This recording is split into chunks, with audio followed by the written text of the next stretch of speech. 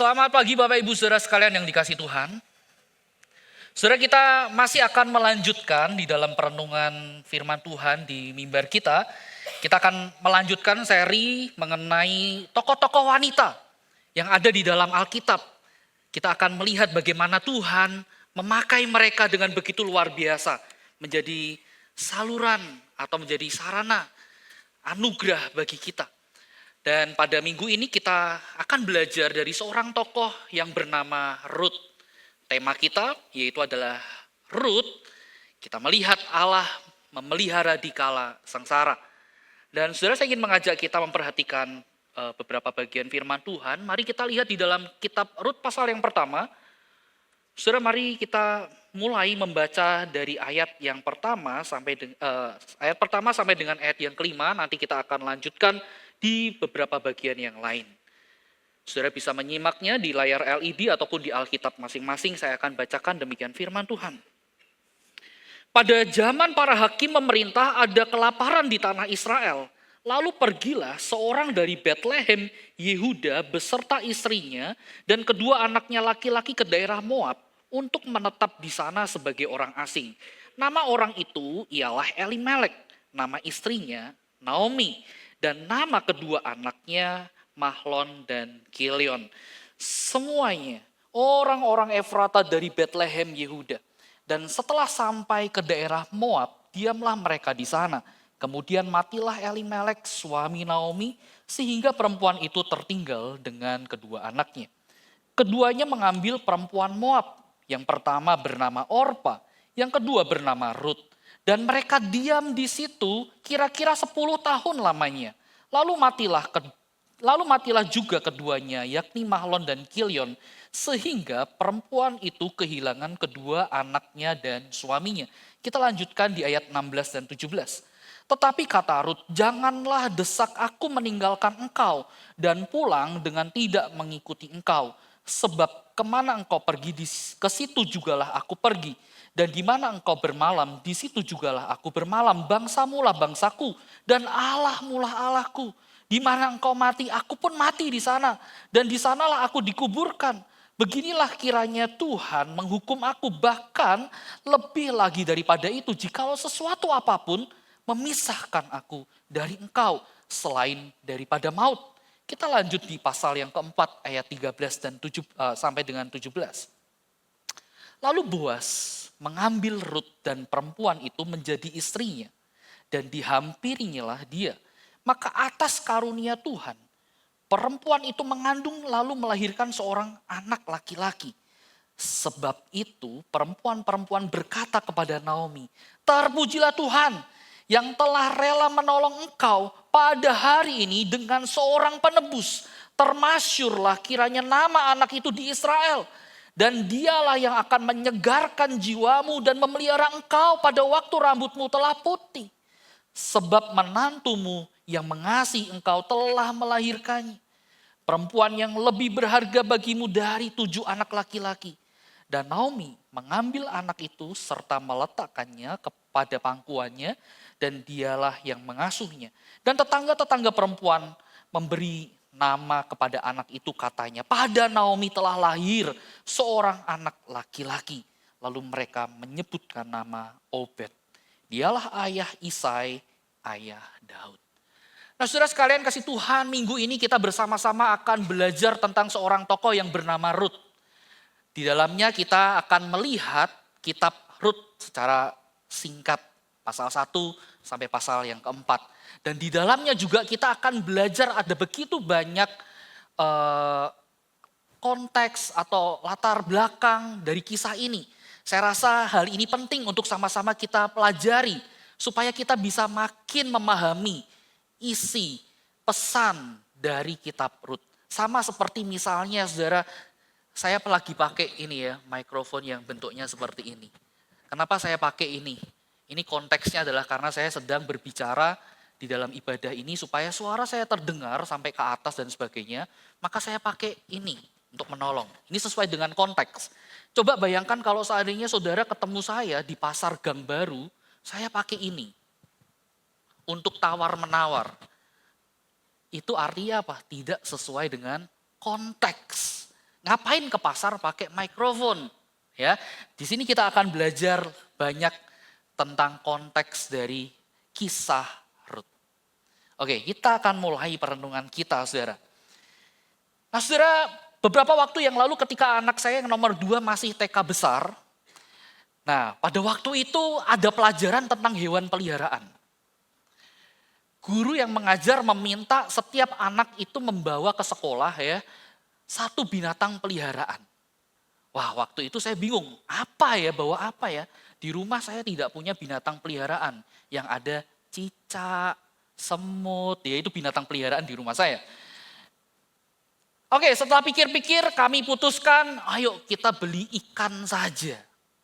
Ya, saya bawa anak saya, Kiel, ya ajak ke pasar ikan, pilih-pilih ikan, ya akhirnya nemu ikan. Nah tetapi saudara, gara-gara tugas itu, anak saya saudara meminta untuk apa saudara? Beli akuarium. Minta ngerengek, Pak beliin akuarium. Kenapa?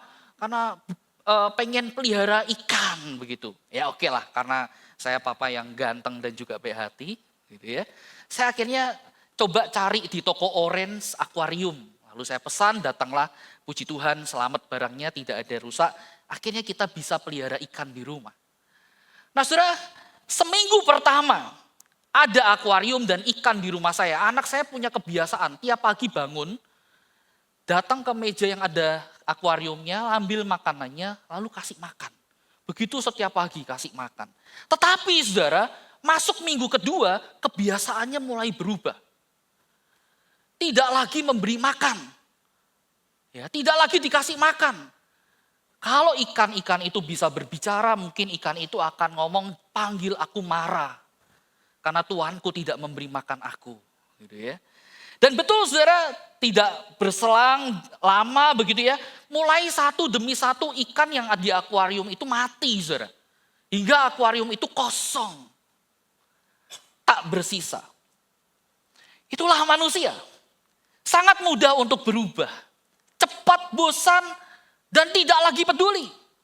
Kemarin semangat, tetapi mungkin hari ini tidak lagi semangat. Kemarin berjanji, oh saya akan ini dan itu. Tetapi hari ini mungkin lupa akan janji.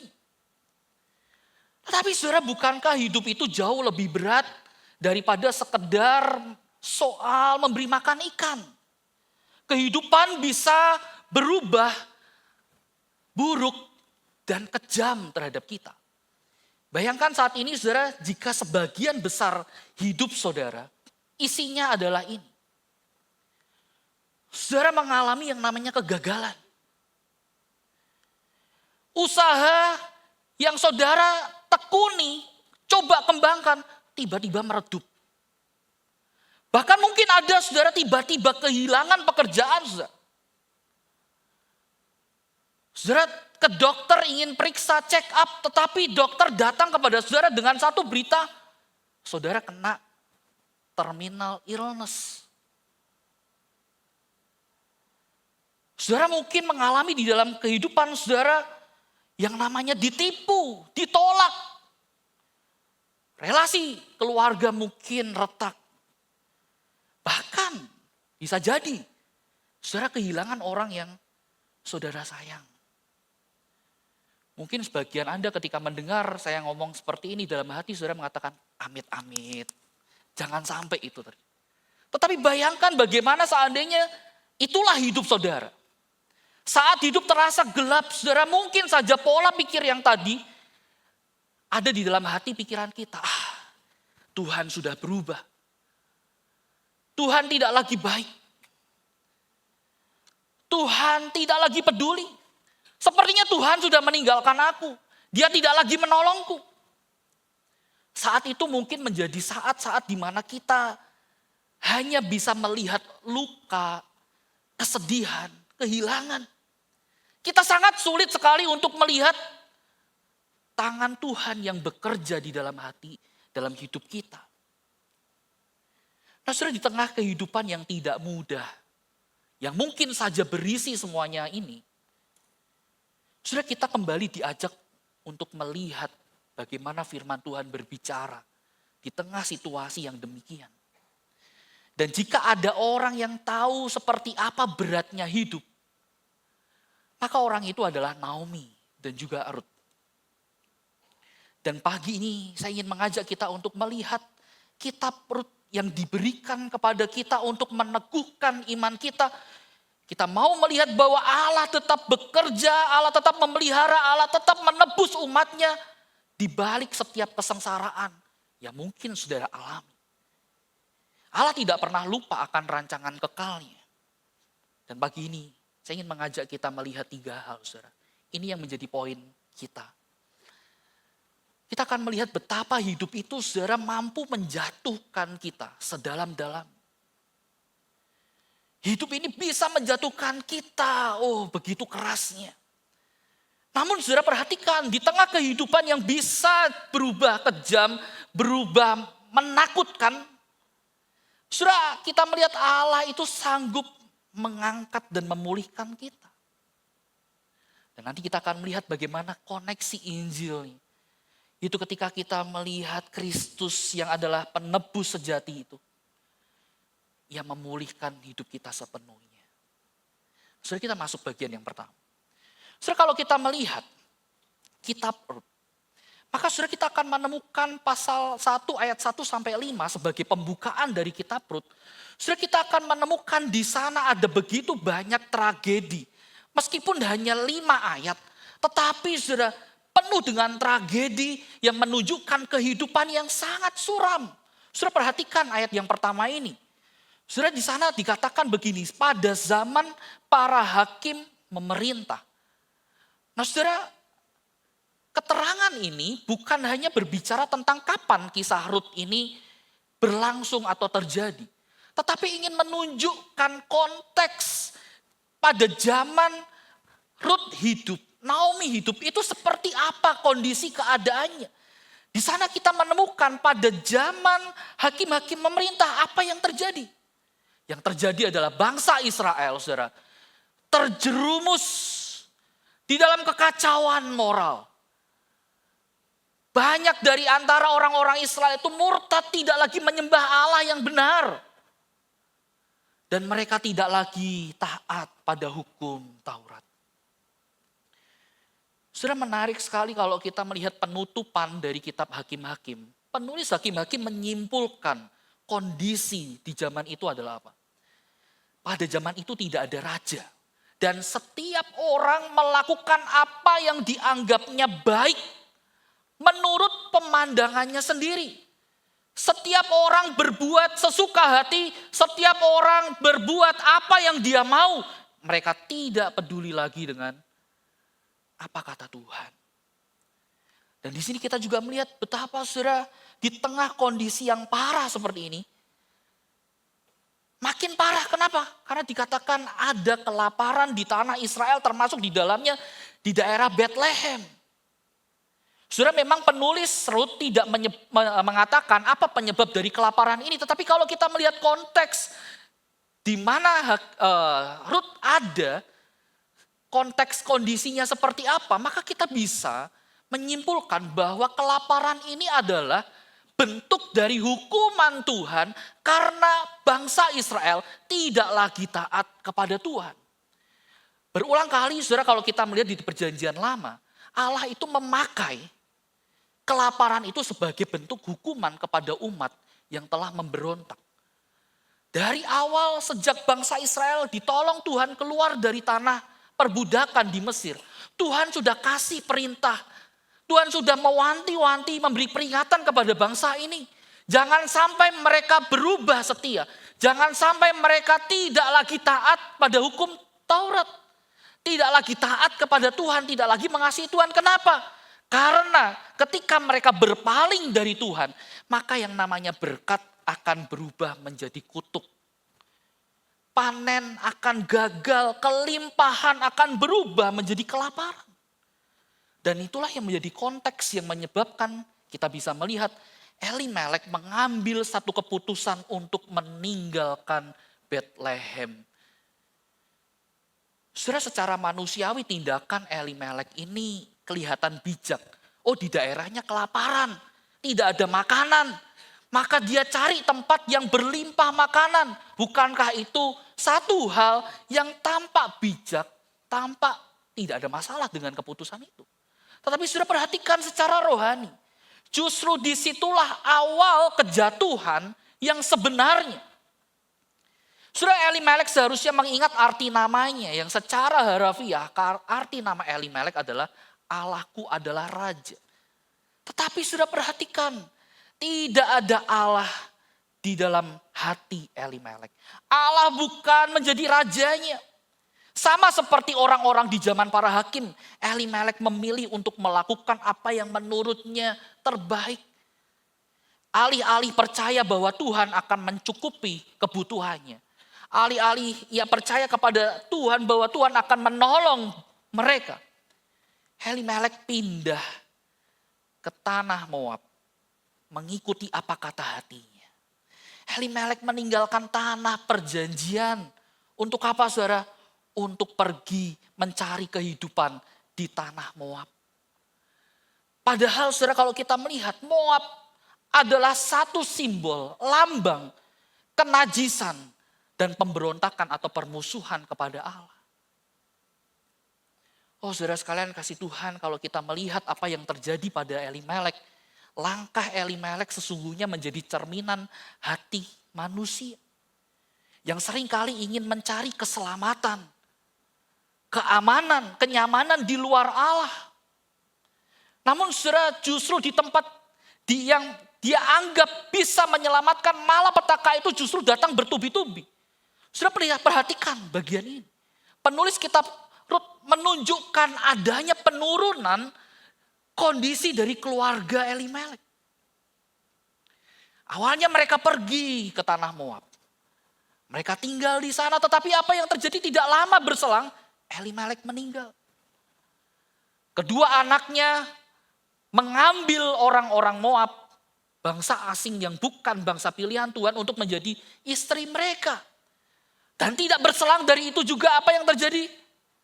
Mahlon dan Kilion pun juga meninggal. Perhatikan saudara dari ayat yang pertama sampai ayat yang kelima. Kata mati ini diulang sampai 2 kali, saudara, ini bukan tanpa alasan. Ini ingin menunjukkan kepada kita betapa dalamnya kejatuhan Naomi. Hidup itu mampu menjatuhkan Naomi, begitu dalamnya. Dari rumah roti, Bethlehem artinya rumah roti, ke tanah asing. Dari seorang istri menjadi janda. Dari seorang ibu menjadi seorang wanita tanpa keturunan. Naomi menjadi simbol kehancuran total. Bahkan ketika Naomi memaknai hidupnya, Naomi mengatakan begini, jangan sebut aku Naomi yang artinya manis atau menyenangkan. Tapi sebutlah aku Mara, artinya pahit. Bahkan tidak hanya berhenti sampai di sini, saudara. Naomi bahkan menuduh Allah menjadi dalang dari kemalangannya. Dia mengatakan yang Maha Kuasa telah melakukan banyak hal yang pahit kepadaku. Aku pergi penuh tetapi Tuhan memulangkan aku kosong. Saudara, kosong yang dimaksud bukan menunjuk kepada tidak adanya harta benda materi, tidak. Tetapi gambaran hidup yang apa, saudara? Kehilangan makna. Kehilangan arah, kehilangan harapan. Itulah yang dimaknai oleh Naomi dalam hidupnya yang kelam. Tidak ada harapan bagi hidupku. Saudara sekalian kasih Tuhan, sesungguhnya kisah ini menjadi peringatan bagi kita. Dalam upaya kita mencari hidup yang lebih baik. Bukankah seringkali kita mendapat begitu banyak godaan. Godaan-godaan yang apa, saudara, membuat kita tergoda untuk meninggalkan Bethlehem kita. Kita digoda untuk meninggalkan tempat di mana Allah menjadi sumber hidup kita. Kita digoda untuk apa? Memilih berjalan menuju tanah Moab versi diri kita masing-masing. Ada orang yang menganggap Moabnya adalah karir. Oh, saya harus mencapai titik ini. Ada orang yang membuat uang, cinta, kenyamanan, pencapaian atau prestasi, pengakuan menjadi Moabnya. Di mana banyak orang berpikir, oh kalau aku punya itu semua, maka hidupku bermakna. Maka aku akan aman. Maka aku akan nyaman. Banyak orang merasa bahwa kalau aku punya semuanya itu tadi, hidupnya akan baik-baik saja. Tetapi sudah perhatikan, semua itu adalah hal yang rapuh. Tim Keller mengingatkan kita dalam bukunya, The Songs of Jesus. Dia mengatakan begini, saudara dan saya, kita itu diciptakan untuk memandang kemuliaan Tuhan. Tetapi kita sering mengisi mata kita dengan pantulan, dengan silauan dunia. Saudara, melalui kisah ini, pendahuluan dari kitab Rut, kita diingatkan saat kita mencari hidup di luar Allah. Apapun yang tampaknya menjanjikan, tampaknya menarik, saudara, sesungguhnya itu mampu membuat kita jatuh. Bahkan jatuh lebih dalam. Saudara, inilah inti dari kejatuhan kita. Inti dari kejatuhan kita bukan karena Allah berhenti bekerja. Bukan karena Allah berubah tidak lagi memelihara. Inti dari kejatuhan kita adalah ketika kita berhenti untuk percaya. Kita enggan untuk tetap tinggal di dalam Bethlehem kita. Kita berusaha mencari Moab hidup kita. Saudara sekalian kasih Tuhan, apa yang membuat hidup kita makin jatuh bukanlah penderitaan semata atau pilihan yang keliru, keputusan yang keliru. Tetapi kehidupan ini bisa membuat kita makin jatuh lebih dalam ketika kita mempunyai hasrat untuk menemukan hidup di luar sang sumber hidup itu sendiri. Karena itu saudara, kita perlu waspada. Kita perlu berhati-hati. Apa yang sesungguhnya menjadi hasrat dalam hati kita, itu bisa membuat kita jatuh makin dalam. Tapi saudara, kita melihat Allah tidak membiarkan kita. Allah tidak meninggalkan kita. Di tengah kehidupan yang bisa berubah kejam, menjatuhkan kita, Ia tidak tinggal diam. Allah sanggup mengangkat dan memulihkan kita. Itulah yang terjadi di dalam kehidupan Naomi. Allah tidak meninggalkan dirinya. Ia bekerja, meskipun saudara kita melihat Allah itu bekerja seakan-akan di balik layar, di balik panggung. Saudara, kalau kita membaca kitab Rut, kita tidak akan menemukan yang namanya penampakan diri Allah kepada umatnya. Juga tidak ada suara Allah yang diperdengarkan kepada umat. Tidak ada juga mujizat yang spektakuler yang ada di dalamnya. Tetapi di dalam kesunyian ini, saudara, kita melihat Allah tetap bekerja. Dan ini sangat relevan dengan hidup kita. Banyak orang berkata, aku sudah berdoa sekian lama, aku sudah berpuasa bahkan, tapi kenapa kok aku tidak mendengar Tuhan berbicara? Tetapi kenapa Tuhan kok seolah-olah tidak memberikan tanda? Oh saudara, ketika Allah seolah diam, kita tidak mendengar, kita tidak mendapat tanda. Saudara, itu bukan berarti Allah absen. Allah tidak hadir dalam hidup kita. Saat hidup kita mungkin tampak biasa-biasa saja. Allah tetap bekerja. Bahkan saudara, saat Ia terlihat jauh,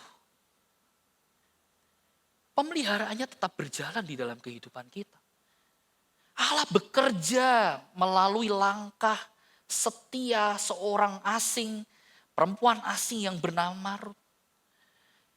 Bahkan ketika Rut berkata, bangsamu lah bangsaku dan Allahmu lah Allahku, itu bukan hanya pernyataan dan kesetiaan dari manusia, tetapi pengakuan iman yang lahir dari anugerah Allah.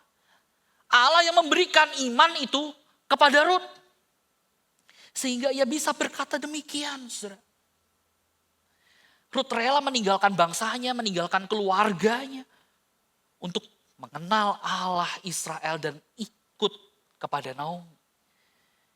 Dan melalui adegan ini, saudara, kita melihat Allah ingin menunjukkan kepada kita bahwa pemulihan yang Tuhan berikan selalu dimulai dari pemulihan yang ada di dalam hati kita.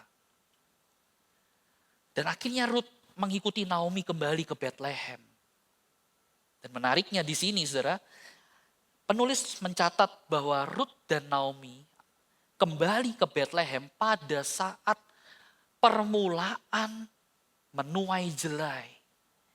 Saudara, detail kecil ini mungkin terlewat dari perhatian kita ketika kita membaca kitab Rut. Kita anggap, ini biasa. Tetapi sesungguhnya detail kecil ini, catatan kecil ini ingin menunjukkan kepada kita satu kontras yang terjadi.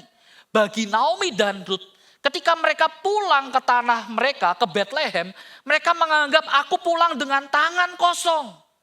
Tetapi sudah perhatikan, bagi Allah, peristiwa kembalinya Naomi dan Rut ke tanah mereka, ke asal mereka, itu adalah apa saudara? Adalah momen saat di mana tangan Allah sedang berbalik mengisi hidup mereka yang kosong. Dari kelaparan menuju berkat. Dan benar saja saudara, Allah memakai masa penuaian itu untuk memulihkan kondisi Naomi dan Rut. Pada saat itu saudara, Rut meminta Naomi untuk apa? Naomi meminta Rut untuk apa? Pergi ke satu ladang untuk mengumpulkan jelai. Untuk mereka bisa makan. Dan menariknya, dari sekian banyak ladang yang ada, dikatakan apa saudara? Rut kebetulan sampai di ladang milik Boas. Saudara perhatikan frasa kebetulan. Kata ini menggunakan bahasa aslinya adalah mikreh. Yang memang betul terjemahan secara hurufiahnya adalah kejadian yang tampak kebetulan atau tak disengaja. Tapi sudah perhatikan, penulis menggunakan kata ini sekali lagi untuk menunjukkan satu ironi yang terjadi. Bagi manusia, peristiwa ini tampak kebetulan. Bagi Rut yang datang ke ladang itu tampak kebetulan. Tapi perhatikan, tidak ada yang kebetulan bagi Tuhan. Sesuatu yang tampaknya biasa saja. Peristiwa yang biasa saja. Saudara, ini adalah bukti bahwa Tuhan memelihara. Tuhan mengarahkan setiap langkah anak-anaknya. Tidak ada yang kebetulan di dalam Allah. Pertemuan Rut dengan Boas bukanlah pertemuan yang kebetulan. Tetapi adalah pertemuan yang sudah diatur oleh Allah. Allah, sang sutradara agung itu. Yang mempertemukan mereka. Tetapi saudara, siapa Boas? Kenapa Allah mempertemukan Rut dengan Boas? Apa pentingnya? Nah saudara, kalau kita melihat di dalam pasal 2, pasal 3, kitab Rut, kita melihat bahwa Boas itu digambarkan sebagai seorang yang kaya, punya ladang yang luas, ia berkuasa, dan dikatakan ia adalah seorang yang saleh. Namun saudara, lebih dari itu, Boas sesungguhnya adalah kerabat Elimelek. Yang artinya menurut hukum Taurat, Boas seharusnya menjadi penebus Goel bagi Naomi dan Rut. Apa artinya saudara? Menurut hukum Taurat saudara telah diatur. Yang namanya penebus itu adalah kerabat laki-laki terdekat di mana ia punya tanggung jawab untuk apa? Menebus tanah keluarga yang hilang. Melindungi anggota keluarga yang terancam dan bahkan meneruskan keturunan, garis keturunan agar nama keluarga yang ditinggalkan itu tidak punah. Tidak hilang. Jadi di sini kita melihat peran Goel bukan hanya berbicara dalam konteks sosial tetapi juga rohani supaya apa? Perjanjian dengan Tuhan, warisan dengan Tuhan, umat Tuhan dengannya tidak hilang melainkan terus ada. Itulah sebabnya saudara menarik sekali kalau kita melihat ketika Boas tahu bahwa Rut adalah janda dari sanak saudaranya. Dan ketika Rut meminta Boas menjadi penebus kaum keluarganya yang sudah hancur. Saudara, Boas menyambut permohonan itu bukan sebagai beban. Tetapi saudara ini adalah panggilan untuk apa? Untuk menaati perintah Allah. Boas kemudian memberikan jaminan makanan, perlindungan, dan kehormatan bagi Rut. Sehingga kita bisa melihat saudara, Allah bekerja memelihara dua janda miskin ini. Melalui Boas. Boas menjadi saluran kasih pemeliharaan Allah. Saudara, apa yang kita lihat di sini saudara? Cara Allah memelihara umatnya. Seringkali melalui ketaatan dan kasih orang-orang yang takut akan Dia. Orang-orang yang mengasihi Tuhan, orang-orang yang mau taat sama Tuhan. So, Tuhan bisa pakai untuk apa? Menjadi berkat bagi umat yang lain. Dan kita bisa melihat itu dalam hidup Boas. Allah memakai Boas lebih besar lagi. Yaitu apa, saudara? Allah memakai Boas untuk menjadi leluhur raja yang akan membawa ketentraman, keteraturan bagi Israel di tengah masa hakim-hakim yang kacau. Kalau kita lihat di silsilah terakhir di pasal yang keempat, kita menemukan bahwa Boas adalah ayah Obed. Kakek Isai yang nantinya apa, saudara? Isai adalah ayah dari Daud. Raja yang termasyur, raja yang dihormati, bahkan dikatakan raja yang membawa kedamaian bagi bangsa Israel. Tokoh yang besar bagi orang Israel. Melalui ketaatan Boas yang tampaknya sederhana, Tuhan bisa pakai untuk pekerjaan yang begitu luar biasa. Bahkan kalau kita melihat sampai ending, Boas menjadi leluhur dari Sang Mesias itu. Dengan demikian, saudara, kita melihat Allah tidak pernah sekedar menolong individu. Ia sedang mengerjakan kisah penebusan yang jauh lebih besar dari apa yang kita mampu lihat. Apa yang terjadi di ladang Boas di Bethlehem adalah bagian dari pemeliharaan pekerjaan Allah yang pada akhirnya mengarah kepada palungan di kandang yang ada di Bethlehem juga. Dari ladang menuju kandang. Saudara, begitu luar biasa karya Tuhan. Dan lalu apa artinya semuanya ini bagi kita? Saudara, mungkin saat ini engkau sedang berjalan seperti Naomi di pasal yang pertama. Mungkin saat ini ada yang merasa bahwa hidupmu pahit. Kau kehilangan arah. Kau frustrasi. Mungkin kau saat ini sedang merasa tersudut.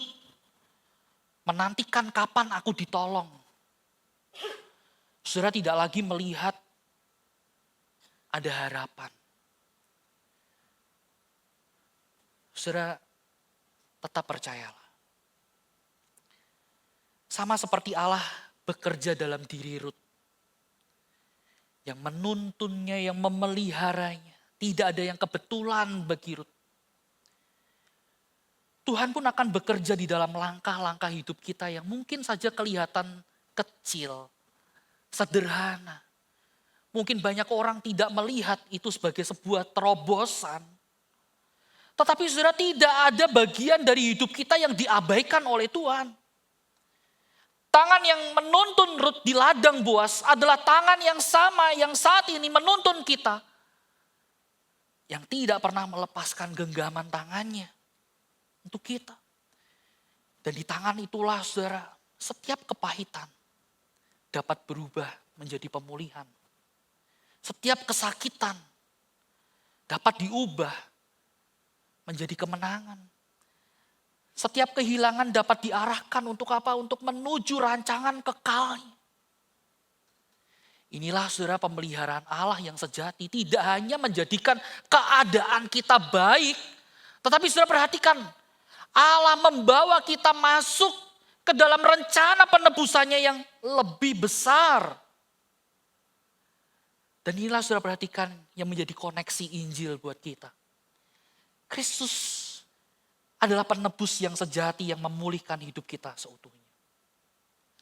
Saudara, ketika kita membaca kisah Rut, saudara, kisah ini tidak diberikan untuk kita untuk mengajarkan moralitas belaka. Oh, kita harus menjadi menantu seperti Rut, taat sama mertua. Tidak. Kita juga tidak diajarkan, oh kita harus seperti Boas, melakukan kebaikan kepada yang lemah. Saudara, tidak. Kitab Rut bukan juga berbicara tentang catatan romantis dua pribadi yang mulia. Tetapi saudara perhatikan, kitab Rut membawa kepada kita, kepada Kristus, Sang Penebus yang sejati itu, yang memulihkan kita sepenuhnya. Kisah yang dulunya kelihatan samar, apa sih tujuan Tuhan? di dalam zaman para hakim-hakim, tetapi mendapatkan terangnya, pemenuhannya di dalam pribadi Kristus. D. A. Carson mengatakan begini, saudara, segala bayangan penebusan dalam Alkitab menemukan pusatnya pada salib. Tanpa salib tidak ada penebusan. Tanpa Kristus semua bayangan itu kehilangan maknanya. Ketika kita berbicara tentang Boas dan Rut, itu adalah gambaran karya Tuhan yang dipenuhkan di dalam pribadi Kristus. Yang kita terima di dalam anugerah iman itu. Boas menjadi bayangan penebus yang sejati itu. Boas menebus Rut dan Naomi. Tetapi perhatikan, Kristus menebus kita. Ia menebus kita dari keberdosaan dan menebus kita dari maut. Boas mengangkat Rut dan Naomi. Janda yang asing. Tetapi sudah perhatikan, Kristus mengangkat kita orang yang jauh lebih asing. Bukan hanya asing secara etnis. Tetapi kita sudah terasing dari Allah, dari hadapan Tuhan karena dosa pelanggaran kita. Boas membayar harga untuk menebus Rut dan Naomi, tetapi Kristus menebus kita dengan harga yang tidak terukur. 1 Petrus pasal 1 ayat 18 mengatakan, kita ditebus bukan dengan emas atau perak, tetapi dengan darah yang mahal. Karena itu saudara, fokus dari kisah Rut bukan hanya berbicara bagaimana keadaan yang buruk menjadi lebih baik, keadaan yang sukar menjadi nyaman, tidak. Tetapi fokusnya adalah bagaimana saudara itu menjadi satu langkah awal untuk menunjukkan kepada kita bahwa Allah sudah mengaruniakan kepada kita penebus yang sempurna. Penebus yang, sudah perhatikan, ia yang kaya tidak menunjukkan kekayaannya namun rela menjadi miskin. Ia yang berkuasa, ia tidak unjuk kekuasaannya namun ia rela menjadi tidak berdaya. Ia yang termulia, ia tidak flexing dengan kemuliaannya, ia tidak pamer dengan kemuliaannya. Tetapi ia rela menjadi hina. Ia yang terkuat, ia tidak menggunakan kekuatannya untuk menggencet orang-orang yang kelihatan lemah. Tetapi ia rela menjadi lemah. Ia yang kekal rela melepaskan kekekalannya. Untuk apa? Untuk mati bagi kita. Semuanya ini saudara dilakukan untuk apa saudara? Untuk menggantikan saudara dan saya. Saudara, inilah yang menjadi inti dari pemeliharaan Tuhan. Yaitu ketika ia memberikan kita penebus yang sempurna. Sehingga dengan kita memahami akan Injil ini saudara, hidup kita akan diubahkan. Kita tidak hanya melihat bahwa Allah bekerja di masa yang lampau, di luar sana. Allah ada hanya di zaman Rut. Tidak saudara. Tapi ketika kita memahami akan Injil ini, apa yang telah ia perbuat bagi kita untuk menggantikan kita. Kita bisa berkata bahwa penebusku hidup dan ia ada saat ini, di sini. Di dalam hidupku, di dalam hatiku. Karena itu saudara, dengarkanlah seruan Injil ini. Lihatlah Kristus penebusmu yang tidak hanya memelihara hidupmu. Tetapi ia memulihkanmu, ia mengubah identitasmu. Penebus yang bukan hanya merangkul orang asing, tetapi mau mati untuk menjadikan kita orang-orang asing. Menjadi anak-anak Allah. Ketika kita mengenal siapa penebus kita, kita bukan hanya menemukan teladan yang baik. Tetapi kita menemukan sumber kekuatan. Kekuatan yang kita butuhkan untuk menjalani hidup bahkan di kala sengsara. Ia memelihara kita, ia memulihkan kita. Dan ia mau kita mengalaminya di dalam salib.